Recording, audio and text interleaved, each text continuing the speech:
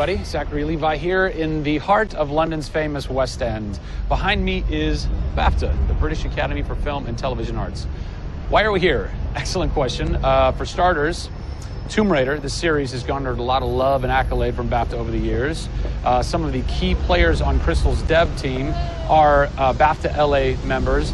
And to top it all off, legendary video game composer Jason Graves is a BAFTA winner.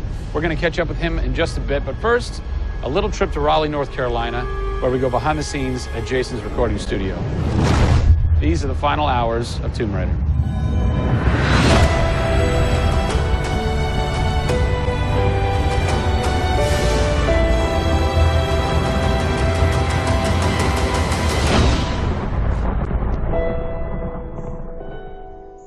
First thing we did was the theme.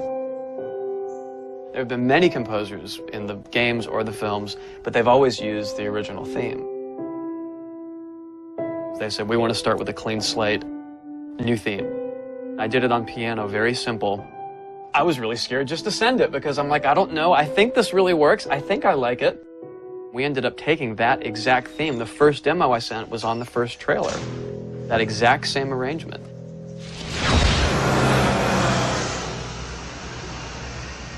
So, Jason, currently you're working on this reimagining of Tomb Raider. When you're taking on a new project, what are the things that attract you to that project? The heritage of a particular game, I think, obviously. And don't even get me started on Tomb Raider. I literally almost drove off the road. I was on the phone with the audio director. Like, oh, stoplight! And I had to pull over a little bit to not hit the car behind me. What I loved about Tomb Raider, what really drew me to the project was they had no pre-existing conditions. Because they wanted to get out of what it used to be. They wanted something new. They wanted something fresh. Jason's done hundreds of games at this point. He was an easy choice for us to go with on paper because he has such great experience. I listened through a lot of different material from a lot of different composers. I was really taken by how well he did the intimate stuff. The textures and the real, intimate and vulnerable bits that we needed to highlight in the game were a great match for us. What is square one for you when you start wrapping your head around and going, this is where I feel like this world is going to exist? Main theme. Call me old-fashioned. Then it was a matter of finding out what kind of percussion would work. And always going back to the melody and the theme, because that's kind of the heart of the game.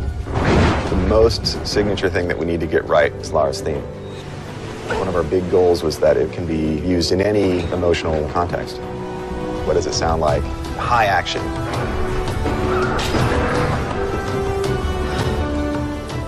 What does it sound like when she's in pain? For music, the gameplay and the concept art, especially with the scavengers and kind of the shanty town, corrugated metal, how everything's kind of this amalgam of different stuff that they found on the island. Like, that's what I want the music to sound like. The bad guys are playing the music now. Alex said something like, it'd be really cool to have something, chains on a metal board or like you're banging a metal fence. 2 weeks later, Jason calls me up and he's like, so this guy who's like this sculptor who lives right around the corner from me, I was talking to him about the idea of creating an instrument. And I'm like, that sounds completely insane. We have to do that. Tackling the score to one of the most iconic franchises in the world brought a unique challenge. How best to capture the emotional timbre of the characters and island in music? People, I give you the instrument.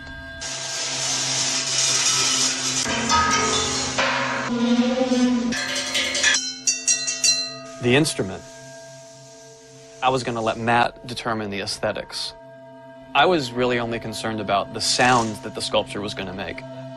Matt built this, which looks pretty much exactly like Laura's original homemade bow in the game.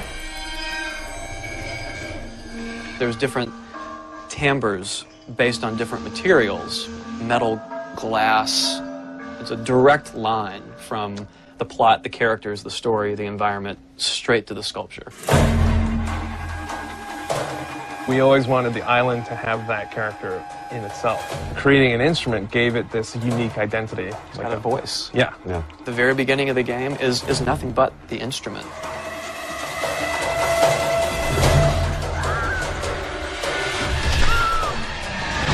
Who do you look at in video games or in film that you go, what they've done has shaped who I am and what I do for a living? They're all dead, unfortunately. What? Yeah, I know. It's classical composers. All classical? Yeah, I'm kind of going directly back to the source. Yeah. Prokofiev's, Tchaikovsky. Even for some of the scary stuff, you've got Penderecki, who's a Polish composer. Actually, he's still alive. It kind of goes back to ballets or opera, which is kind of the precursor to film and video games. You know, they were telling a story. Yeah. That's what I love about that music. It tells a story. Even if you don't know the plot, you can listen to it. And film music's the same way. It's tough with games to do things that are subtle. You want to make Lara relatable, make her realistic. Another one. She went down over there. Tell her story from the beginning and show how she became the superhero she becomes. One of the first things that I ask any developer is the emotion. Because to me, that's the biggest thing that music can do in a tenth of a second. The music just, it nails the emotion. Wow, that was amazing, huh? I personally don't think I've ever sounded so good in an interview before, although Jason, Jack, and Alex are audio savants, so that would make perfect sense. I cannot wait to jump into this game, not just for the amazing action, but the emotion and mood and tone that they're going to set with their incredible skill. Tune in next time for a special secret announcement that is going to change the way you play Tomb Raider forever. See you soon.